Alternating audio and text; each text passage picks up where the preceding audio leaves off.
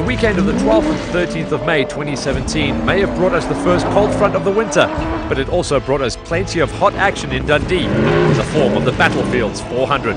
All the action from Dundee is brought to you by Toyota and Ford, and the series is powered by Total Exilium. Stay tuned for a mass of mudslinging, wide sliding action as we tell you about the Battlefields 400.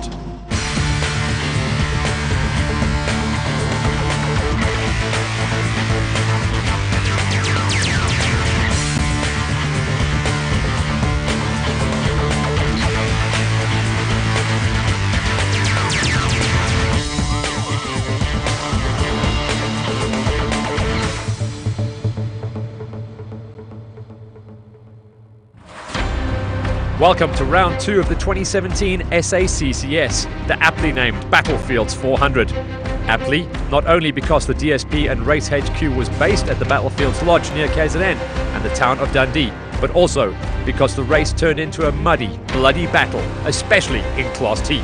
As is the norm for the 2017 season, the race also included the SACCS Motos, who did their thing on Friday, while the SACCS Autos tackled the qualifying race of 46 kilometers. But before we get into the action, let's take a moment to catch up with the championship standings after round 1, as well as some of the key players in the SACCS circus. Toyota Gazoo Racing SA's Leroy Poulter and Robbie Howie started the 2017 season with a bang. The pair powered their way to a flag-to-flag victory in Lichtenberg, securing an early lead in the championship. As the lone FIA finisher, however, they find themselves without any company on the log. It's a different story in Class T, however, after a pretty fierce fight in Lichtenberg. In the end, it was the Horn brothers who pulled the rabbit out of the hat, pipping the Fords of Gareth Woolridge and Henk Lottekan, clearly showing their intent to challenge for the championship this year. Class S saw a single finisher in Lichtenberg in the form of Jannie Visser and Chris Visser Jr., but the pair missed out on the action in Dundee, so their championship aspirations are already under threat. Class A for special vehicles with big engines saw a surprise win by Stefan van Pletsen and Jaco Pieterse, with Evan Hutchison and Donnie Stassen having to play second fiddle for a change. Marius and Yolinda Fourie started the year on a high note with a third place finish on the opening round. Over in Class P, John Talford and Victor Nsheki ruled the roost. Brian Baragwana finished in second place but made the move to Class T in Dundee. Werner Kennedy pegged third place on the season opener. So those are the numbers, but back in Dundee it was almost time for the crews to don their protective gear and fling themselves across the KZN landscape in their purpose-built race machines. And one of the best flingers in the business, if not the best, is defending champion Leroy Poulter. Well, obviously it's a new event for myself here. I think Rob's been here once before, but we're obviously going to have to see what the terrain is like today and see if we can try and win. But while Poulter had a clean run in Lichtenberg, Toyota Gazoo Racing SA teammate Janelle de Villiers had some bad luck on the opening round. Yeah, unfortunately we had a problem with the brakes on the first race. We tried something new and it obviously didn't quite work, so be it as it may, unfortunate, but we'll definitely try and finish this one. He'd be feeling even more pressure due to the addition of 3 vehicles to Class FIA. 2 of the new challengers form part of the Redline Motorsport team, with Essa Al-Dasari and Ali Obeid from Saudi Arabia taking up the challenge of the Battlefields 400. The other new FIA challenger was actually a wily old campaigner in the form of Terence Marsh. He was joined in the car by celebrity navigator Tony Andorra. The burly Supersport presenter was blissfully looking forward to the race. It's going to be interesting. We've had a couple of runs in Joburg, but now this is the real deal. It's scary as hell, but you got to do it. But perhaps the biggest news in Class FIA is the return of former Nissan driver Johan van Staden with navigator Mike Lawrenson beside him. The affable Boer Sien missed out on the opening round of 2017, but made a big splash in Dundee. Well, yeah, it's very exciting. Took a wild gamble end of last year by getting rid of the Nissan and rebuilding a new Duster from that. It was mainly aimed on the sponsorship from ELF with Renault South Africa, and in the French competition. My ambitions to go back to Dakar, drive the whole change to that. I needed a car that can go that much faster. We ended up 31st on the one, and aim is now to go into the top 20. Over in Class T, it was the Horn brothers who now had a target on their backs. Not that navigator Werner Horn seemed too concerned about it. just try to finish and get a good position again. We're leading the championship. We'd like to keep it that way. But the Horns would be facing a veritable onslaught from the fellow Class T crews, including Henk Latergan, who shone on his debut by finishing third in Lichtenberg. I think we set the plan at the beginning of the season. We have to finish every race and try and gain as much experience as possible. We didn't expect to be as quick as we were in the last event. So I think this event's going to be the same plan. I have to get to the finish, I have to see the road, gain some experience, learn what the car can do. His teammates Lance and Gareth Woolridge wouldn't be taking the Horns' early victory lying down either. And the two brothers certainly had no plans to hang about, despite the freezing cold and wet weather in Dundee. I think I need to consolidate. I want to have just another good result, get more points in the bag. I think this race specifically is going to be a thinking man's race. We want to go as flat out as we can. I think it's a very short prologue. We want to try and get the upper hand going into tomorrow, so we're going for the win in Class T today. But perhaps the man with the biggest bullseye on his back in Dundee was Stefan van Pletsen, who pipped Hutchinson to the post in Lichtenberg, but would now have the King Price driver chasing him down unless he threw caution to the wind and went balls to the wall. We're going to take it cautious and see how it goes, and then, because I got a new navigator for this race, and then we'll see if everything goes well. We'll push hard tomorrow. As for Hutchison, he had no intention of repeating his poor performance from the opening round. Yeah, our performance at the last event was similar to that of the Bulls, so we need to up our game for today. We had a few punches. We've got a completely different environment to go racing in. It's nice, it's cold, it's wet, it looks like it's going to rain, and it's a tricky route in the mountains, so we're going to have to be wide awake for today's route. So that's how things stacked up before the race, but what about the event itself? This was the first visit to the Dundee area for the SACCS Autos for the best part of a decade, which levelled the playing field somewhat. But then again, the playing field, such as it was, turned into public enemy number one due to a massive cold front that dumped buckets of rain on the race. It also brought absolute freezing temperatures, slippery conditions, and plenty of reasons for spectators to huddle together, sipping OBS to ward off the chill.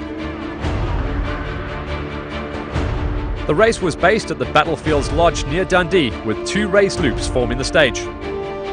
Friday saw the crews race on a section of 46 kilometres from Loop 1 to determine the qualifying positions for the main race.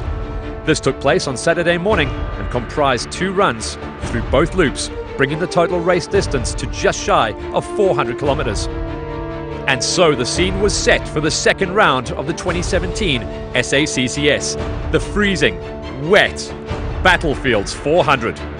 Join us after the break as we bring you all the action from the qualifying race.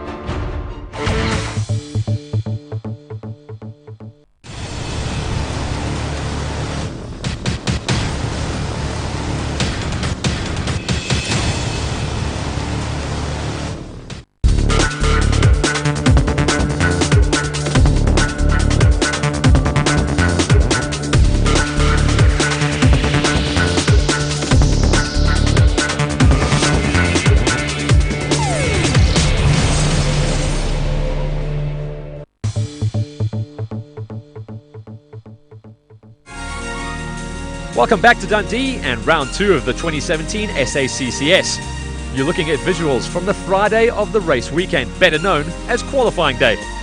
We've hopped on about the weather already, but to say it was cold and wet would be selling the cold front that hit South Africa in the middle of May well short. Thankfully, the session, which kicked off at 1 o'clock in the afternoon, started in the dry, but that didn't last long. The Class T cars were the first to tackle the qualifying loop set to the north of the DSP.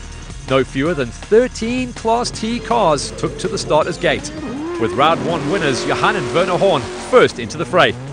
They were followed in rapid succession by Gary Berthold and Phil Herselman in the Atlas Copco Volkswagen Amarok, the Fords of Lance and Gareth Woolridge, and the Toyota Hilux of Chris Visser and Jaapie Badenhorst. But then again, the starting order hardly mattered. It's not how you leave the DSP, but rather how and when you get back that really matters. For the log leaders, Johan and Werner Horn in the Malalan Toyota Hilux, their qualifier could have certainly gone better. The pair set only the third fastest time on the day, but then with only 46 kilometres of qualifying, this meant a time deficit of only 11 seconds to the winners. Second fastest in qualifying was Gary Berthold and Philip Herselman in their Volkswagen Amarok. The pair drove a stonking qualifying race and lost out to the fastest crew by just 6 seconds. That crew, none other than the resurgent Chris Visser and Jaapie Badenhorst, who had traded their NWM Ford Ranger in for a single-cab Toyota Hilux this year, and it was certainly paying off. This put 2 of the 3 Atlas Copco vehicles on the qualifying podium, with Henny de Klerk and new navigator Akeem Bergman going 7th fastest on the day. At the same time, the 4x4 Mega World lads were doing excellent work. Dion Venter and Jacco van Aert went 4th fastest in the end, pipping young Jason Venter and navigator Vince van Alleman by just 13 seconds. They were followed by Lance Woolridge and Ward Huxtable in the NWM Puma Lubricants Ford Ranger. The pair may not have been the fastest of the Fords on the day, but they had a clean run and certainly recorded the best result. As for their teammates, both Henk Lottekamp and navigator Barry White, as well as Gareth Woolridge and navigator Boyd Dreyer, incurred 10-minute penalties for missing the stop at a road crossing. This relegated them to 10th and 11th in the qualifying standings, giving each crew their own mountain to climb on the main event. The same fate befell Redline Motorsports' Luke Buerter and Andre Vermeulen in their Nissan Navara, as well as Wayne and Paula Plitt in their Motul-supported BMW X3. A noteworthy performance was that of former quad racer Brian Baragwanath and Leonard Creamer, who went 8th fastest in their first qualifying in Class T. Jacques Van Tonder and Leander Pienaar in a Ford Ranger finished just behind Baragwanath. But while the Class T cars had dry weather in which to qualify, the same cannot be said for the big boys up front. The Class FIA crews got by far the worst of the Dundee weather, with rain bucketing down and turning the track into a freezing, slippery challenge, and it certainly took its toll on the lads. Essa Aldasari and Ali Obey, driving a Class FIA Redline Motorsport Nissan Navara, struggled in the unfamiliar conditions and incurred a penalty on top of that, dropping them way down the order. But at least they kept their car on its wheels, which is more than can be said for Janelle de Villiers and his Toyota Gazoo Racing SA Hilux. The former Dakar winner ran wide in a right-hander and dipped the front of the Hilux into a hole. This caused the car to roll onto its side, trapping the driver inside. De Villiers and navigator Dennis Murphy lost the best part of 13 minutes and were forced down the starting order into 27th position. Unfamiliar territory, to put it mildly. For the Alfa Renault Duster of Johan van Staden and Mike Lawrenson, the prologue acted as extended practice. Ahead of them, Terence Marsh and celebrity navigator Tony Andorra made steady progress, but still ended up trailing the eventual winners by 9 minutes after just 46 kilometres. And the winners? Toyota Gazoo Racing SA's Leroy Poulter and Robbie Howie, who recorded yet another qualifying win and setting themselves up for their 10th consecutive cross-country victory. Class S featured a somewhat truncated field in Dundee, with only 3 cars taking to the starters' orders. Fastest of these crews was Richard Leake Jr. and Henry Cohn in their Ford Ranger, who pipped David Huddy and Gerard Skitter in their Nissan Navara. Archie and Kent Rutherford were the final entry in Class S, and they finished as the last runners in their Toyota Hilux. In the overall production standings then, it was the Class FIA Toyota Hilux of Poulter and Howie that topped the standings, despite the track deteriorating for them. They were followed by the Atlas Copco lads of Visser and Badenhorst and Berthold and Herselman. The Horn brothers were 4th fastest, with Dion Venter pipping his son to round out the top 5. But those were just the production vehicles. On the Mad Max side of the equation came the special vehicles, with Evan Hutchison and Donnie Stassen setting off first in their King Price Extreme Bat. The pair is usually spectacularly quick, and the slippery battlefields did nothing to cramp their style. In the end, the King Price boys comfortably won the qualifier, pipping big Lance Trothui and navigator Jeff Minott by just over 9 seconds. Comfortably then, but not that comfortably. Trothui had a bit of a buffer to the 3rd fastest crew on the day in the form of Marius and Yolinda Fourie. They finished 1 minute 18 seconds behind the flying Trothui, but were in turn the best part of 1.5 minutes quicker than Naheem Musaji and Ryan Bodania in their Jimco. Kutsia and Sandro Labiskakny in the 4x4 Mega World Porto were next fastest, and they were followed by big little Skulk Berger with navigator Alvin Kutsia beside him in the 2nd King Price Extreme machine. There was disappointment for Stefan van Kletsen and Richard Carey in their Chenoweth. The pair led the way in round 1, but finished way down the order after a tough qualifying race in Dundee. They weren't the only ones to feel the wrath of the battlefields, however, with Lawrence and Karine Boyance also struggling in the wet weather. There was also a barrage of penalties for missed stops in the specials, with Keith McInerney, Nick Gosler and Kerbis Fourie all falling prey to penalties. Class P was a tight affair in the end, with only John Telford and Victor Insheki there to keep Werner Kennedy and Tinus Venter on their toes. As a matter of fact, Telford ruled the roost on round 1, but this time out it was Kennedy and Venter who topped the qualifying standings, with Telford finishing just over 2 minutes behind.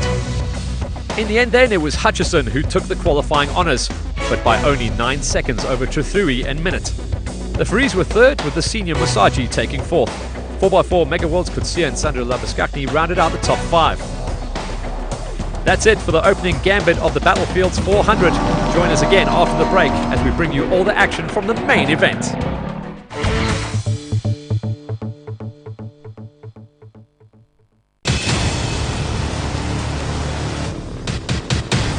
Turn 1, possibly in the whole shot position. We go on board here with John Oliver. Oh, already action. Wow, that's big. Heading into turn 1, we got 2 cars coming together there. She just squeezed through. They come side by side again on the main straight. Into turn 1. Oh, it is exceptionally close there. Great driving from Fritz Kleinhans. Just getting ahead of the young lady. Oh, big off here. That could be costly. The 9-7 car unfortunately running ever so slightly wide, and Alan Spies has got some work to do to get back through the kiddie litter. Oh, that's the hard way through. Don't miss any of the action on Ignition, DSTV, Channel 189.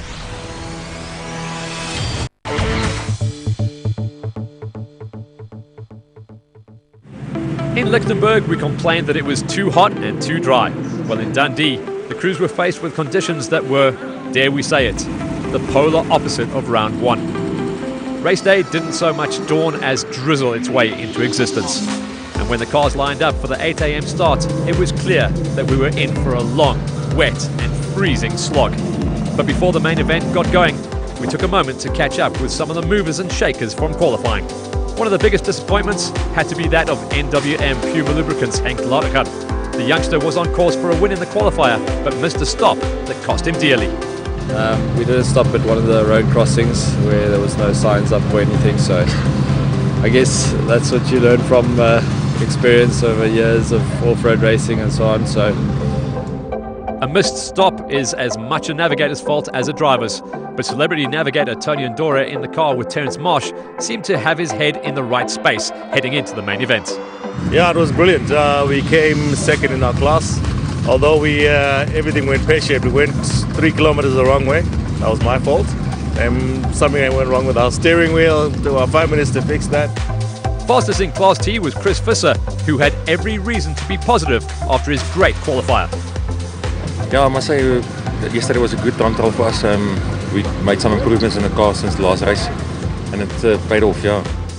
And top of the pops was undeniably Toyota Gazoo Racing SA's Leroy Poulter, powering his way to yet another overall qualifying win. Yeah, look, today's going to be tough. I think fortunately I got a little bit into it yesterday when the rain started. Over in the special vehicles, Lance Trethewey had a great run on his return to national cross-country racing, and it was a special day too. Yes, we had a good time trial yesterday. We enjoyed it. It was well marked, and yeah, it's good to be back. And also today's a great day. It was my daughter's 9th birthday today, so we couldn't have asked for a better day. But it was King Price Extreme's Evan Hutchison who ended up on the special vehicle pole, and he had every intention of holding on to that spot throughout the weekend. Conditions are going to determine what happens today. You know, it's freezing cold, it's rained yesterday, it's going to rain again today. So those are the key players, and here's how things unfolded when the flag dropped in Dundee. Firstly, the weather made the going tough, especially for the crews driving the special vehicles. With no windscreens, the cockpits in these monster machines turned into well-chilled mud traps, making it even harder than usual for the crews to ply their trade. With that said, the special vehicle category saw only 1 DNF and 1 DNS, so it certainly wasn't impossible. Even so, Keith McInerney and Tielo Mochabileli found it difficult in the wet conditions, recording only the 11th fastest time in the race. Sia and Sandro Labuskakny finished a good 21 minutes ahead of McInerney in their 4x4 Mega World Porter, whilst Lawrence and Corrine Boyens managed to bring the bat home in 7th fastest on the day. Skalkberger and Alvin Kutsia finished up in 6th place after struggling with brake problems on the opening loop of the race day. They did, however, make many passes in the second loop, ensuring some points in the bag. They may have gone fairly well, but not well enough to beat out Naeem Musaji and Rahim Bodania in their Jimco. The tyre rack crew went 5th fastest, finishing just 2 minutes behind the Chenoweth of Stefan van Pletsen and Richard Carey. And so we reached the top 3. Taking 3rd place on the Battlefields 400 was Marius and Yulinda Fourie in their bat, making it 2 podium places in succession and bagging some valuable points in the process. They were beaten on the day, however, by the man in the A777. Lance Trathui, partnered with Jeff Minott, came storming back into the SACCS scene, driving their bat venom with plenty of venom. Even so, they trailed winners Evan Hutchison and Donnie Stassen in the King Price Extreme bat by the best part of 7 minutes at the end of play. As for Hutchie and Stassen, it was a clean run despite the freezing weather, and rumour has it, the 2 wee men have just about regained the feeling in their feet by now. Be that as it may, they certainly had reason to celebrate in Dundee.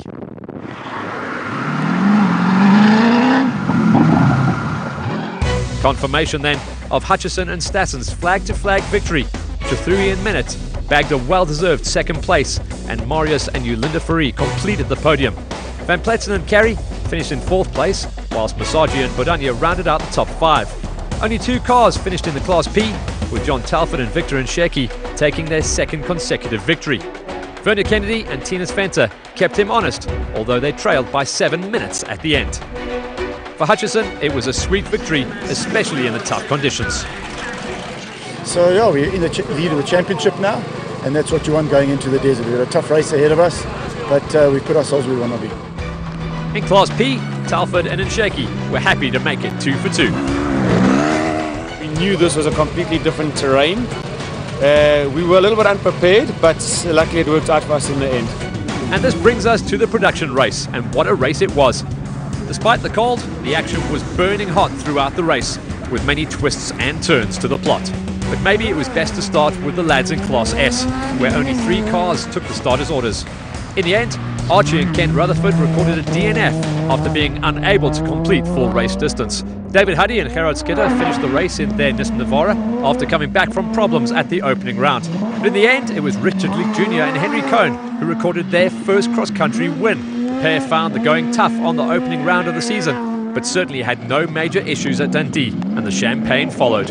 In Class T, the battle raged a lot more fiercely. The last of the regular runners were Luke Berta and Andre Vermeulen in their Redline Motorsport Nissan Navara. The pair unfortunately incurred a 10-minute penalty early in the weekend, which dropped them down to 11th in the production standings at the end. They were beaten home by Jacques Van Tonder and Leander Pienaar in their Ford Ranger, as well as Jason Fenter and Vince van Alleman in the 4x4 Mega World Toyota Hilux.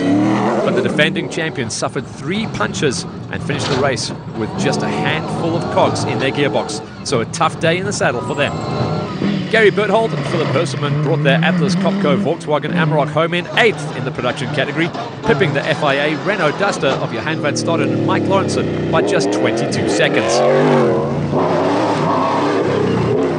No real upset so far, just tough going. But the same couldn't be said for the Horn brothers, who finished in 6th place overall. They suffered a puncture on the second loop, fought the roadbook most of the time, and struggled to get the Malalan Toyota stopped on the slippery surfaces. And then it got worse. The Horns overshot a 90 left on the second loop, and as they were struggling to get going again, the same fate befell 4x Mega Worlds, Dion Fenter and Jaco van Aert. With the Malalan machine already occupying the space in the overshoot, Fenter had nowhere to go, and neatly T-boned the Horns. Game over for the 4x4 Mega World crew, though the Malalan guys managed to continue to the finish. And so we reached the top 5, and staking the 5th spot was Henny de Klerk and navigator Akim Bergman. The pair had a clean run and secured 3rd place in Class T as a result. They finished just behind Ford NWM Puma Lubricants Gareth Woolridge and Boyd Dreyer, who drove a magnificent race to finish 2nd in Class T and 4th overall, despite a 10-minute penalty on day 1. Brother Lance Woolridge and navigator Walt Huxtable pipped them by 8 minutes in an identical Ford Ranger, putting a huge smile on team principal Neil Woolridge's face. A smile tempered only by a massive crash that added a DNF to the NWM team's otherwise sterling weekend. There was a small open section in the loop, and then when we started on a really fast straight with a long right-hander.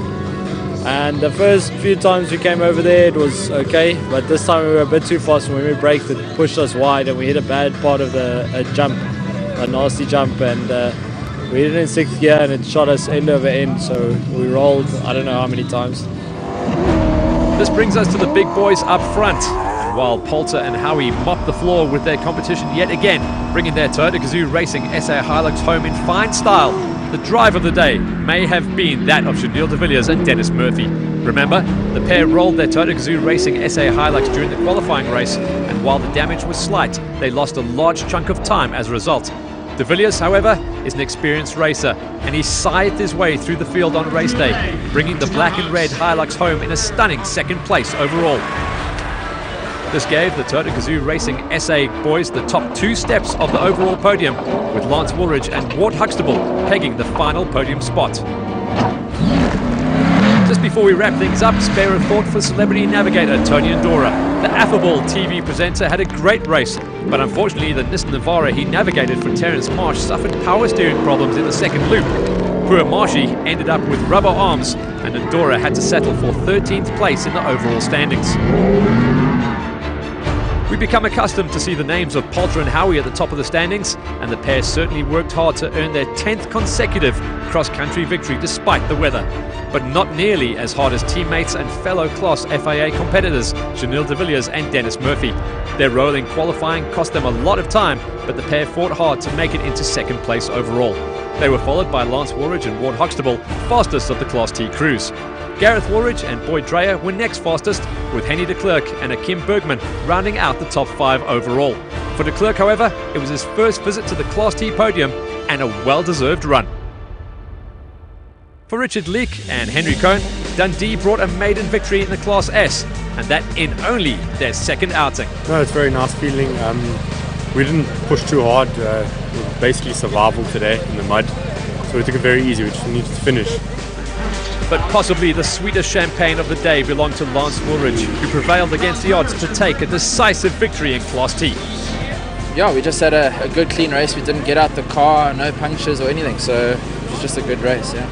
And as we've seen many times before, it was Poulter and Howie who brought their Toyota Gazoo Racing SA Hilux home in the shortest time of all. Another stunning victory. Yeah, it was very difficult, the first loop, opening the road, a lot of grass that was wet, and we had a lot of moments in the car, and I thought the 2nd loop went well, and we just kept it nice and clean to secure the win. And that's it from Dundee, an extremely cold and wet yet highly entertaining weekend of racing. As is often the case, the cream floated to the top again, with Poulter and Hutchison ruling the roost in their respective categories. But Woolridge certainly had plenty of reason to smile, as did Leake in the Class S and Telford in Class P. Next in the calendar is the hair on the chest Toyota Kalahari Botswana 1000 Desert Race, which takes place at the end of June over in Botswana. We'll certainly be there, and looking forward to some warmer, drier weather than we had on the battlefields of KZN. All the freezing, mud-slinging, sideways action from the Battlefields 400 was brought to you by Toyota, Ford and Total Exilium.